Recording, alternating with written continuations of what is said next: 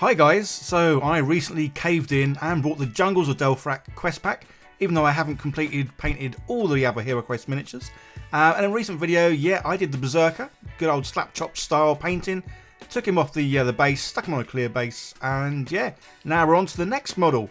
So sticking with obviously this quest box, I'm going to try and do all of them before moving on to other stuff. I always say that, and never happens.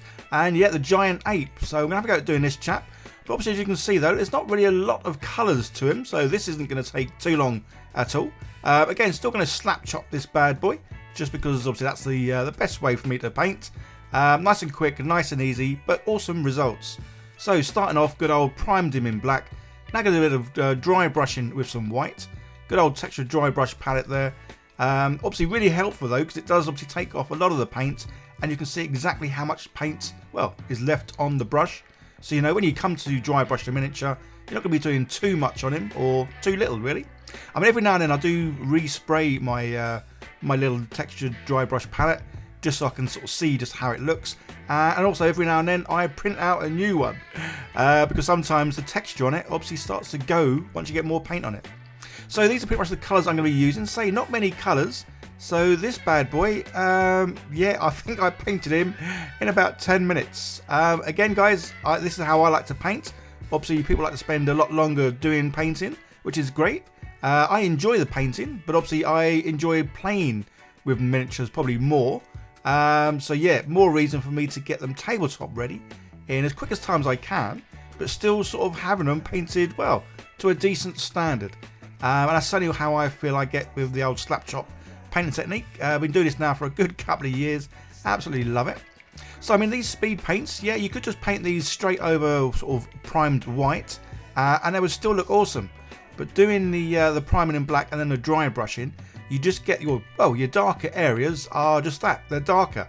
So they definitely give more sort of definition and more contrast between the lighter areas and definitely the darker areas. So as you can see, yeah, every time I do some painting, I will pop up with the paints that I'm using and the colours I'm using, just in case you want to sort of follow along at all. But where I normally try and do is I love painting miniatures the same way they look on the cards. I don't know why. I don't know if this isn't OCD, or it might be a little bit of it. But yeah, I like to have my miniatures, yeah, looking exactly how they look in the cards, just because I find it more pleasing on the eye. So, as I say, yeah, literally, there really aren't many colours to this big bad boy at all. Love the sculpt. Say, for miniatures you get for like a board game like this, yeah, they're miniatures. They're pretty highly detailed. This guy's definitely got a lot of fur sort of marks going on. Although, when I initially did this, yeah, his tummy, or the grey areas, were a little bit too dark. I kind of really wanted them to come out more like how I'm doing this bone. But as you'll see in a moment, I actually go over the speed paint with, well, some more speed paint. And the great thing is, it doesn't react, which is pretty cool. I know with the Army Painter speed paint, their version 1, I know sometimes they did react in a pretty bad way. But yeah, this version, or this series, what do we want to call it? Yeah, the paints. I mean, literally, this paint had only like just dried. So it wasn't like it had been dried for days. I literally, again, I painted this dude in about 10 minutes. That's how quick you can paint things. We're using speed paints, which is great, because obviously the speed paints and Army Painter themselves, they live up to their name. More time for gaming, which is kind of what I want. So sometimes I do like to spend longer painting a miniature. Generally they're sort of, well, they're one-offs or dioramas, or things that are just going to sort of sit around on my desk. Some of the kill teams I've done, I have done them sort of, well, taken longer over them. But in general, yeah, I like to get things done quick as.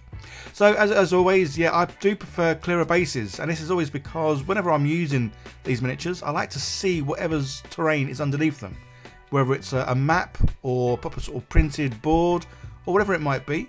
Yeah, I do prefer them sort of clear bases.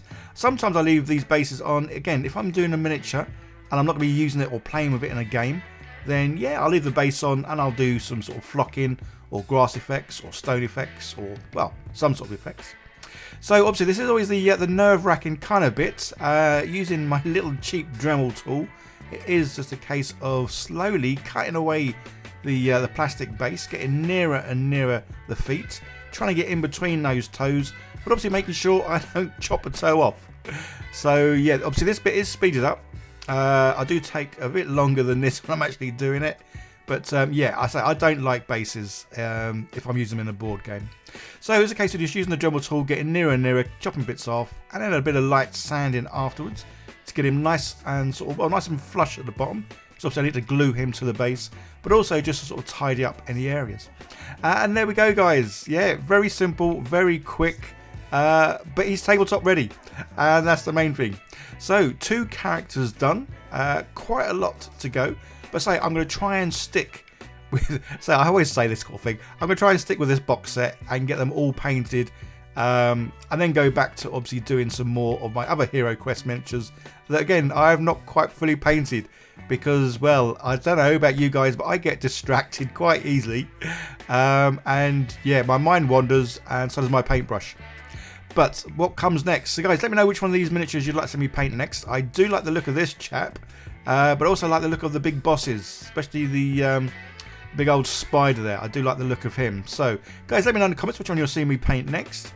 There's another video coming up on the screen soon. Give that a click, see more what I do. If you do enjoy my videos, don't forget to hit that subscribe button, turn on the bell, as I am producing quite a lot of videos now, because obviously I'm back in a studio, and yeah, I'm back in the flow of painting, which is just absolutely awesome. Okay, guys, hope you enjoyed the video. Like, share, subscribe, leave comments, all that fun stuff. And I'll see you in the next one. Bye for now.